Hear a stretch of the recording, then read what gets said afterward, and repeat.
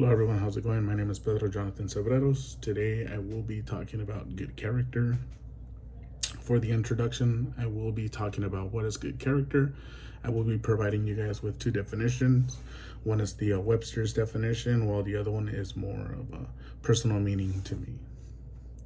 Webster's definition, there was quite a few. Honestly, those 5, 6. There wasn't one exactly in particular for good character, but I did find one on character. I obviously went with the one that best fit my presentation. So this is it. It's the complex of mental and ethical traits, marking and often individualizing a person, group, or nation. Again, this is the one that best resonated with my presentation and with what correlates best with my personal, which is having good moral standards of what is right and wrong to live and journey through an ethical life. I will be continuing with my next slide on a good character. Examples of good character traits are courageous, disciplined, honest, humble, loyal, patient, resilient. Again, these are but a few traits that distinguish a person of character. Some of the traits that I will be focusing on for my presentation are humility, resilience, and leadership.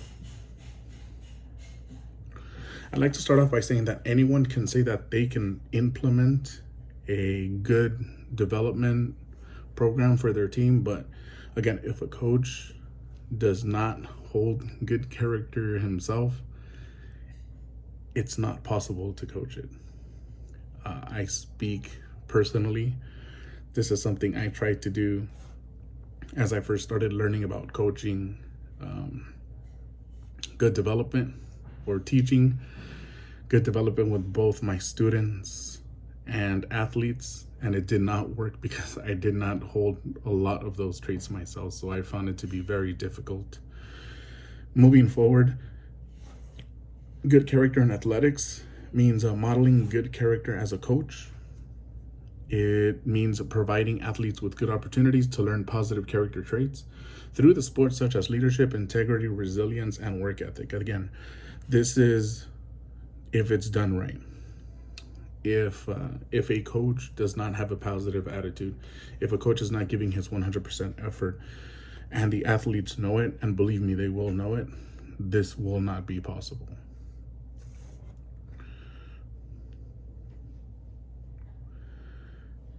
I'm going to be moving on to teaching and coaching good character. So Brown discusses the primary role here as coaches to build a lifetime character trait in young people who are in their care.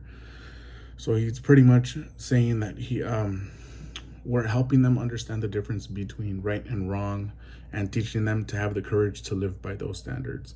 So that's obviously the first step, trying to teach them or help them figure out what right and wrong is. Again, every athlete has different experiences. They come from different backgrounds, but the job of the coach there is to help them really understand with their foundation, really understand the difference between right and wrong. The goal ultimately is to prepare the athletes to be good citizens of the world and with service in mind. One thing I'd like to touch base on or piggyback on this previous comment or statement made by Brown is the difference between a transformational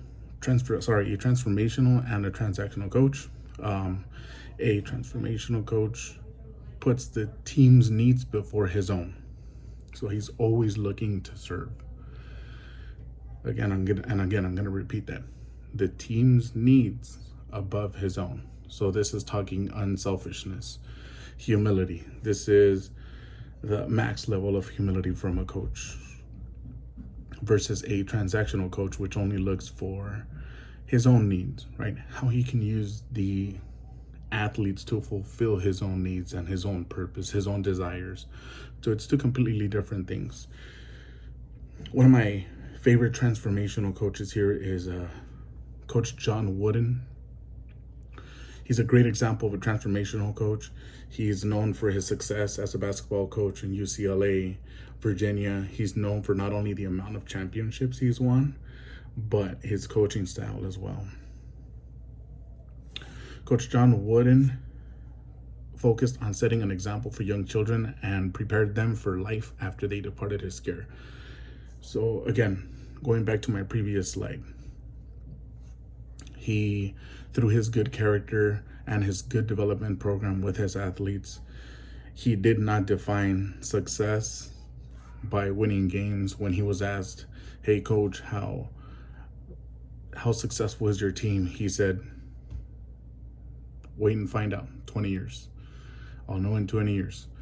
Meaning that in 20 years, he'll see how much of a difference that he made in his athletes, how he better prepared them to be fathers, how he better prepared them to be sons, how he better prepared them to be husbands, again, citizens of the world.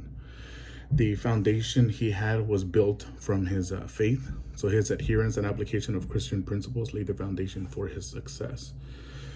Two basic principles that he lived by and always told his athletes about, because something that his father told him, was number one, don't try to be better than anyone else. Again, this point just completely deals off arrogance.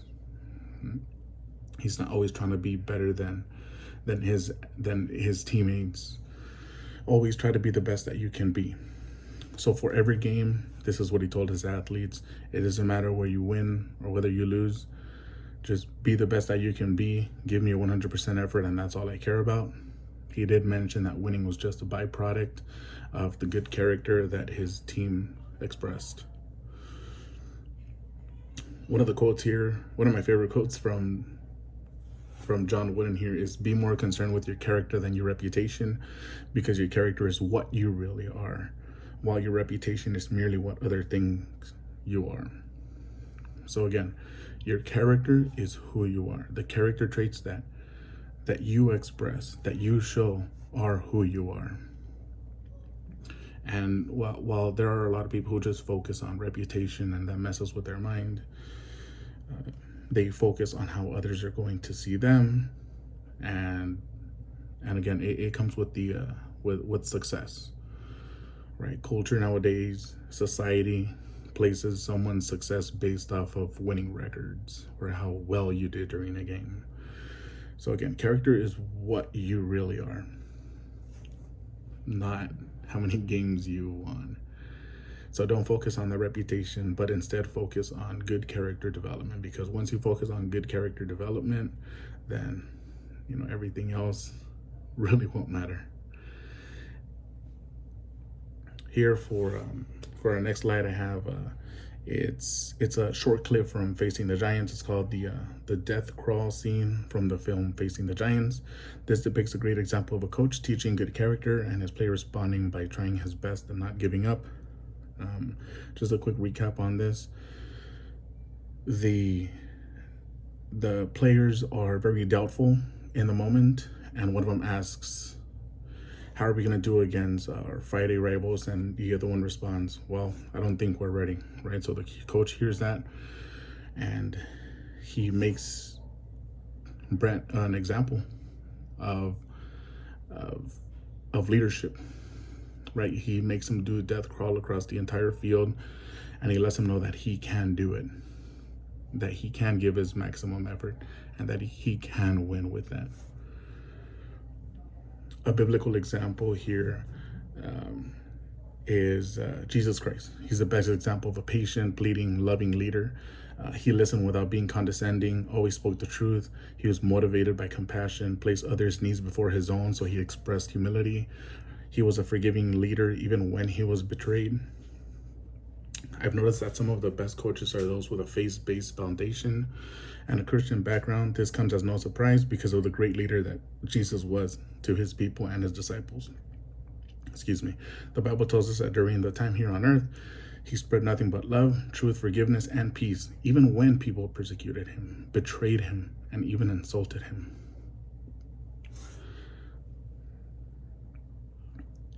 Qualities of good character provided to us by the Holy Spirit. Whether you're a Bible reader or not, there are 7 gifts of the Holy Spirit that we receive. It's wisdom, understanding, counsel, fortitude, knowledge, piety, fear of the Lord. Some of us may receive 1, 2, 3, maybe none, but that all comes with perseverance, right? Reading the Bible. The closer you are to Christ, the more of a sinner you're going to feel, the more of a transformation you're going to feel. So little by little, you are going to be receiving these gifts. Galatians tells us that the spiritual nature produces love, joy, peace, patience, kindness, goodness, faithfulness, gentleness, and self-control. There are no laws against things like that. Some of the character traits that coaches should focus on are leadership, humility, responsibility, respect, resilience, and loyalty. Character development. So there are 2 types of character both coaches and athletes should be aware of. Number 1 is performance character, and number 2 is moral character. Performance character are skills that govern your relationship with yourself. Determination, organization, self-discipline, perseverance, and teamwork are all traits that come with performance, as well as goal setting and time management. Moral character are skills that govern your relationship with others, such as respect, love, humility, integrity, and justice. In conclusion, everyone's character determines how we think, which then determines how we speak and act, which then ultimately determines the results that we get in life. So it is very important, you guys, to separate the person from the player. Think of the player as a person first, because that's what they are, and then secondly, treat them as the player that they are.